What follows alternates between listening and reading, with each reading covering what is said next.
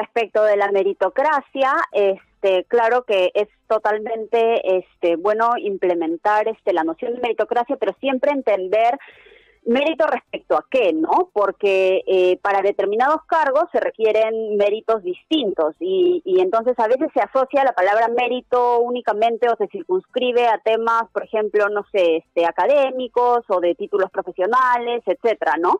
Pero, por ejemplo, el tema de los méritos, digamos, para el Congreso, de acuerdo al cargo, es la representación. Entonces, para ser congresista, el mérito es poder representar más que otra cosa, ¿no? Entonces, en el caso del TC, del Tribunal Constitucional, tenemos que ver a qué se refiere también el mérito, ¿no es cierto? Entonces, ya hay un requisito de mérito académico y jurídico en la Constitución, en el sentido que se pide un mínimo de experiencia, sean, por ejemplo, 15 años en la jurisdicción o siendo fiscal superior, o 10 años siendo profesor de Derecho o profesora de Derecho y o ejerciendo la profesión, ¿no? Entonces, por ahí también hay un mínimo de experiencia que ya te pide la Constitución. Ahora, el tema aquí, cuando se dice en este proyecto de modificación de ley orgánica del tribunal, se dice concurso público de méritos, sin embargo, no se establece a qué mérito se refiere, ¿no? Predictamen solamente señala que la comisión especial va a establecer estos criterios en su reglamento y esto genera también un peligro porque si no está en la ley, si no en el reglamento, podrían establecerse criterios que podrían ser arbitrarios, exacto, y vulnerarse también el principio de legalidad, ¿no? Que te exige que por ley se establezcan requisitos, sobre todo porque tú tienes que saber a qué te estás ateniendo, ¿no? O sea, qué tienes que seguir, qué tienes que cumplir.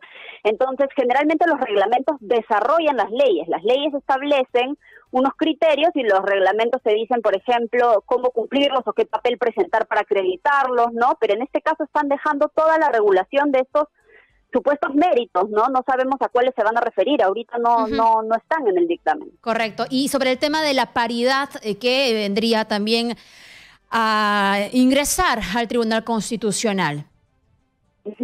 Bueno, yo estoy completamente de acuerdo con las medidas de paridad porque es una medida afirmativa, ¿no? Que se requiere en este contexto donde aún hay una desigualdad estructural, ¿no? Las medidas afirmativas como esta son temporales.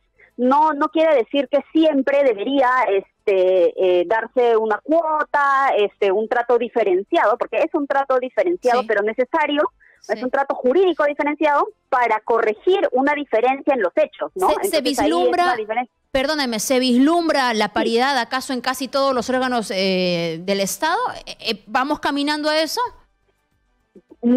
Deberíamos ir caminando a eso. Yo creo que estamos en el Congreso, por ejemplo, ya se ha avanzado al aumentar la cuota, ¿no? Y al poner también la alternancia, se está avanzando. Yo creo que deberíamos avanzar a eso. La dificultad es que a veces se entiende y hasta las personas que se han visto afectadas, como las mujeres, por ejemplo, que se han visto relegadas en la esfera pública, a veces no están de acuerdo con esto porque piensan que es un favor. Y esto es una concepción errada, no es ningún favor que se le está haciendo, es simplemente la balanza estaba inclinada en contra nuestra y es simplemente poner un piso igual, ¿no? En contra porque no había ninguna prohibición, tengo entendido. No, en contra me refiero a que la mujer en la esfera pública no ha tenido ni siquiera el derecho al voto por la misma cantidad de años que los hombres. Bueno, la mujer en la esfera pública tampoco ha podido acceder a la universidad tantos años. Entonces, si es que tú tienes que en la visualización de las personas, por ejemplo, ¿qué ven? ¿No? Si es que tú dices abogado, no ven una abogada, ven un abogado hombre, ¿no? Si dices médico, incluso a las mujeres médicos, que son médicas, en verdad, se le dice médico, ¿no? Entonces, me refiero a un tema de, si es que siempre se ha visto que los cargos más altos los han ocupado hombres, entonces generalmente se va a ver que eso es normal, ¿no? Solamente la paridad hace la visibilización. Para que se haga la precisión, ¿cómo conciliar la meritocracia con la paridad en un órgano tan importante y que tiene tan poca cantidad de miembros? Es una excelente pregunta. Lo que sucede es que yo no considero que las medidas de paridad impliquen que se elija gente que no tiene las competencias para estar en determinado cargo, ¿no? Sino que te exige buscar. Lo más simple es ir a los que ya están conocidos, digamos, ¿no? Entonces buscas a los conocidos y generalmente son hombres porque han estado más tiempo ahí, ¿no? No más, si buscas constitucionalistas, tú dices, oye, mira, está tal persona, la mayoría hombres, ¿no? ¿Qué te obligan las medidas de paridad? A buscar, no a disminuir la valla en lo absoluto. La valla no debe ser disminuida, sino te obliga a buscar y vas a encontrar, solamente que no están visibles, ¿no? Por ese tema que te digo de la desigualdad estructural. Correcto.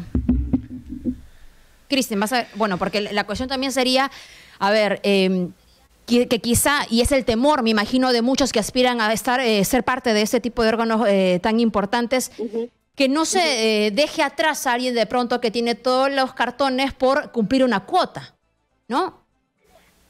Bueno, lo que sucede es que esa persona también va a poder acceder, ¿no? Por ejemplo, si es que es una persona que tiene todos los cartones, entonces competirá en su grupo de los que tienen los cartones que son de su género, ¿no? Y así en las mujeres también, ¿no? La dificultad también es que si es que no se implementa este tema de la paridad, nunca va a haber una visibilización, y en el Tribunal Constitucional has visto que solo ha habido 2 mujeres constitucionalistas en la historia, y las 2 muy competentes, como también se ha demostrado. Entonces, y ahora tenemos una presidenta. Exacto, ahorita está una presidenta, entonces el tema es así, no es que entonces, hay más hombres competentes, porque la pregunta presupondría que habría más hombres competentes, y tampoco es así, no es simplemente que no se buscan más mujeres competentes. Ok, Fabiola, estoy de vuelta, pero te quería hacer una pregunta. Tendría que haber también un correlato. Obviamente estamos viendo que desde la educación estamos tratando el tema de la paridad, igualdad de oportunidades para que hombres y mujeres finalmente, cuando transitan por el colegio, luego la vida adolescente, pues no hayan pues esos límites de decir, bueno, los hombres hacen tal cosa, las mujeres hacen tal cosa. Pero una vez que llegamos ya a la posibilidad de llegar como magistrado al Tribunal Constitucional, ¿no debería también haber un correlato en el universo del cual se elige? Es decir, por ejemplo, hablo de las facultades de Derecho. Ya estamos en esa igualdad de tener igual hombres, igual mujeres, porque ¿qué pasaría si en un año también, por ejemplo, no sé, hay 80% mujeres que salen de la carrera de Derecho contra el 20%? Sabemos que es una condición ser abogado para llegar al tribunal, corrígeme si me equivoco, creo que no, y ahí tenemos que volver a cambiar a la otra figura de paridad, es decir, paridad para el género masculino. Entonces, tiene que haber algunas condiciones previas también para que no pase lo que planteaba Fátima, es decir, que al final que no es real. Queda claro que hoy por hoy no es real. La realidad es que las mujeres están todavía marginadas por una especie de machismo, sociedad patriarcal, etcétera. Pero no tendría que darse esas condiciones previas también. Y la última de mi parte, respecto de las edades, 45 a 75. Me parece que Manuel Miranda está más allá de los 75, muchos magistrados. ¿Te parece una limitante también poner la edad, sobre todo edad máxima? A ver, para responderte en orden, considero que la medida de la paridad, como repetí, es como mencioné, es una medida temporal. Es decir, no debe ser hasta que ya no sea necesaria. O sea, solo debe existir hasta que ya no sea necesaria esta desigualdad jurídica. ¿A qué me refiero, no? Si es que luego hay más mujeres que hombres, eso ya no será porque los hombres se ven imposibilitados, sino porque no han querido elegir esa carrera, ¿no? Entonces la idea sería llegar a eso, a que si es que alguien no sigue la carrera o alguien no sigue un determinado rol, digamos, es por voluntad propia y no por falta de oportunidades. Entonces, esta medida, si es que luego, en tu ejemplo, ¿no? Hay 80% de mujeres y 20% de hombres, lo más importante es el motivo. ¿Por qué hay menos hombres? No es porque no hayan podido acceder o porque no se hayan visto en las condiciones o mismas oportunidades para acceder. Esta vez sería porque no han querido.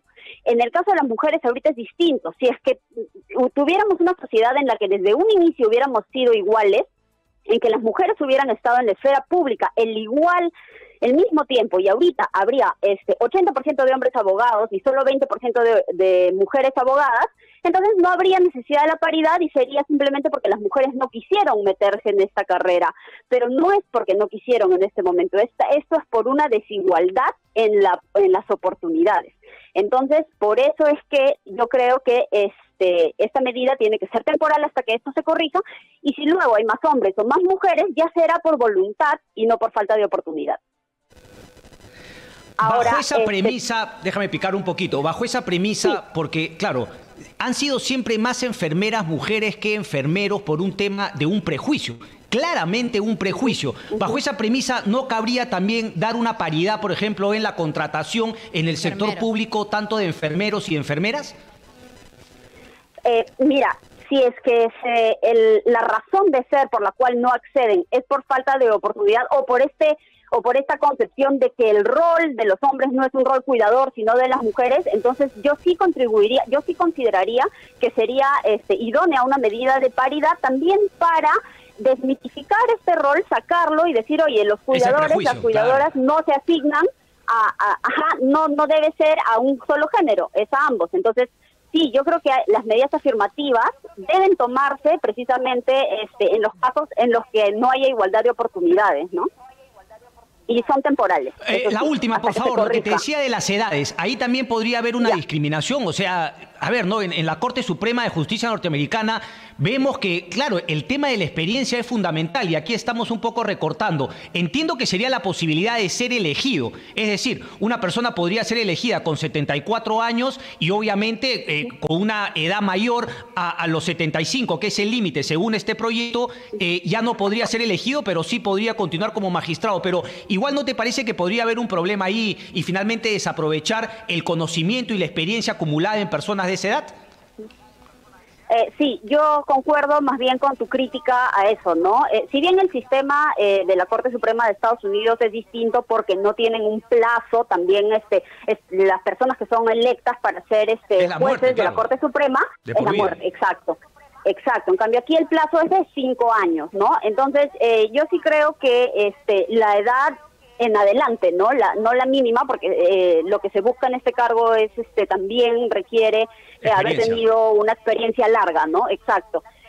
Pero sí a futuro sí creo que sería errado tomarlo como una regla general, y más bien también podría verse caso por caso. Evidentemente, si es que se advierte que una persona ya no está en sus capacidades, entonces hay otras formas en las que termine el cargo, ¿no? Y no debería, sería un caso de esta regla, evitaría, más bien nos privaría de algunas personas que sí tienen lucidez y experiencia, ¿no? Correcto. Expresa usted que el tema de la paridad tendría que ser solo por un tiempo. ¿Cuánto más o menos consideran ustedes, si se ha hecho caso algún análisis, tomando ejemplos en otros lugares, de que ese tipo de medidas deben durar?